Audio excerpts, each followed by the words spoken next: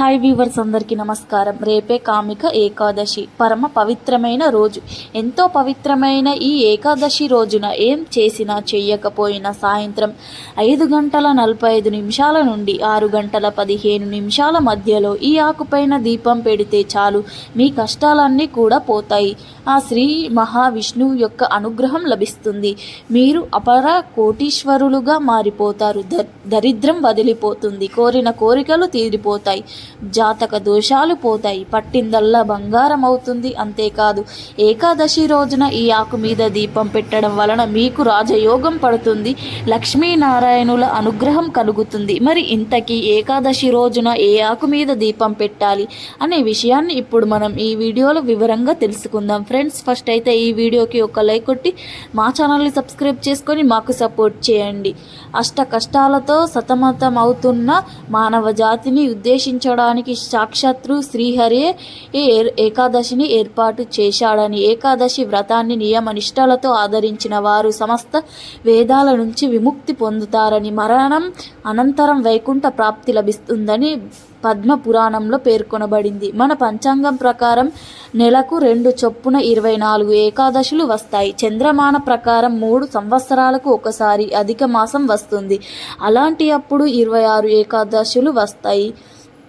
ఏకాదశి అంటే 11 అని అర్థము. ఆ క్రమంలో ఆషాఢ మాసంలో వచ్చే కృష్ణపక్ష ఏకాదశి కామిక ఏకాదశి జరుపుకుంటారు. సిద్ధింపజేసే శక్తి ఉంది. శ్రీ మహావిష్ణువు యోగ నిద్రలోకి వెళ్ళిన 4 నెలల కాలంలో వచ్చే తొలి ఏకాదశి కావడంతో దీనిని విశేషంగా పరిగణిస్తారు.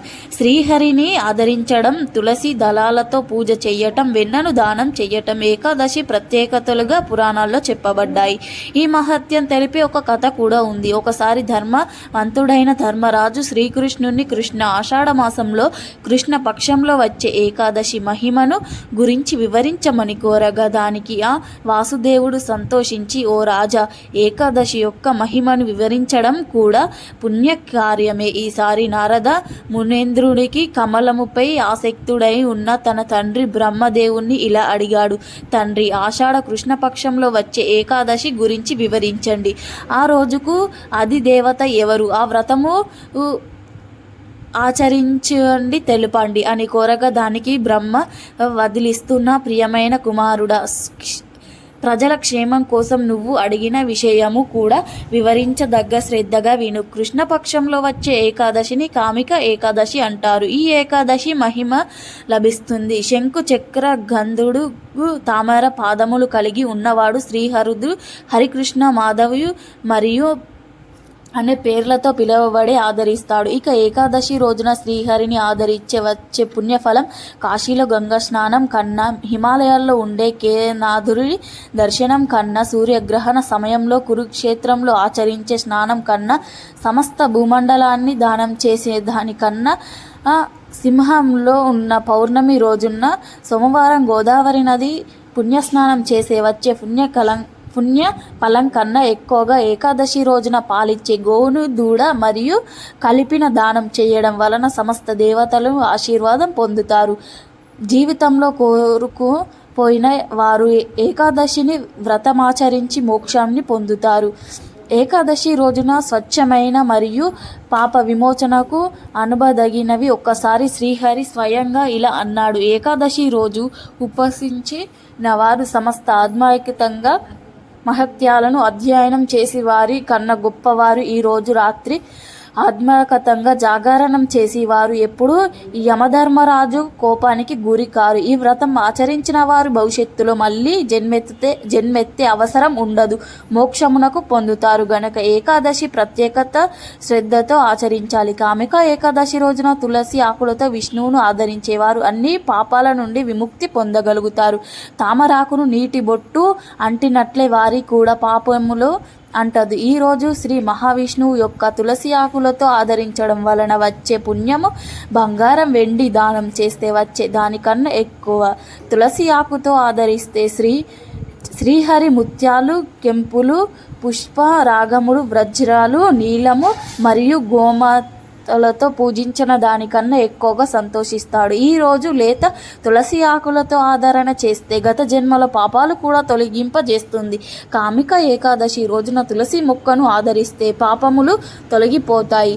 తులసిని నేతి దీపంతో ఆదరించిన వాళ్లకు పాపములు చిత్తగుప్తుడు లెక్కింపలోనికి తీసుకోడు. ఈ రోజున ఎవరైతే శ్రీకృష్ణుని నువ్వులు మరియు నేతి దీపంతో ఆదరిస్తారో వారు శాశ్వతంగా సూర్యలోకంలో నివసించే అర్హత కలిగి ఉంటారు. గనుక ఏకాదశికి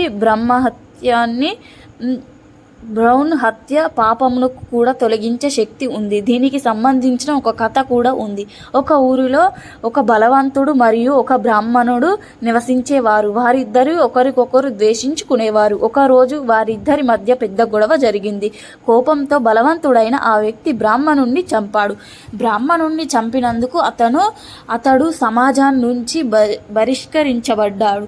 అతనికి బ్రహ్మహత్య పాపం అంటుకుంది. అతను తన పాపానికి ప్రాయశ్చిత్తం కోసం ఒక మహర్షి దగ్గరికి వెళ్ళాడు. మహర్షిని చంపిన ఆ పాపం నుండి ఎలా బయటపడడానికి మహర్షిని అడిగాడు. దయచేసి దీనికి ఏదైనా ఉపాయం చెప్పండి అని అడిగాడు. ఈ పాపం పోవాలి అంటే ఏకాదశి వ్రతం ఆచరించమని మహర్షి సూచించాడు.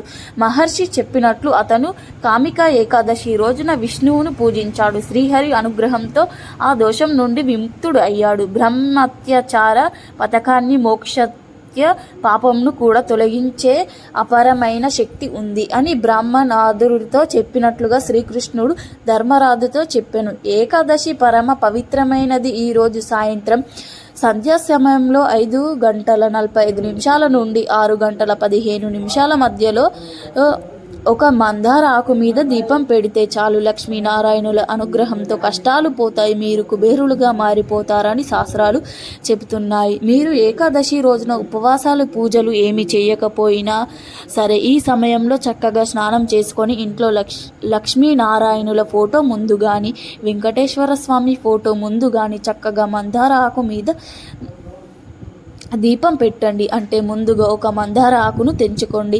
దాని మీద స్వస్తిక్ గుర్తును వేయండి. పసుపుతో స్వస్తిక్ గుర్తును వేసి ఆ తర్వాత మందార ఆకును స్వామివారి ఫోటో ముందు పెట్టండి. స్వామివారి ఫోటో ముందు పెట్టండి.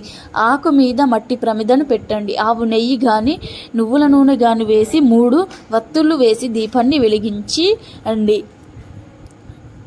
నువ్వుల నూనె పోసి వత్తులు వేసి దీపాన్ని వెలిగించండి. ఈ దీపానికి పసుపు కుంకుమలు పుష్పాలు సమర్పించండి. చిన్న బెల్లం ముక్కను నివేదన పెట్టండి. ఇలా ఏకాదశి రోజున దీపం పెడితే జాతక దోషాలు పోతాయి. కష్టాలు సమస్యలు బాధలు అన్నీ పోతాయి. ధనలాభం కలుగుతుంది. స్వామివారి అనుగ్రహం కలుగుతుంది. కాబట్టి మీరు కూడా రేపు కామిక ఏకాదశి రోజున మందారం ఆకు మీద దీపం వెలిగించి శుభ ఫలితాలను పొంది ఆనందంగా జీవించండి.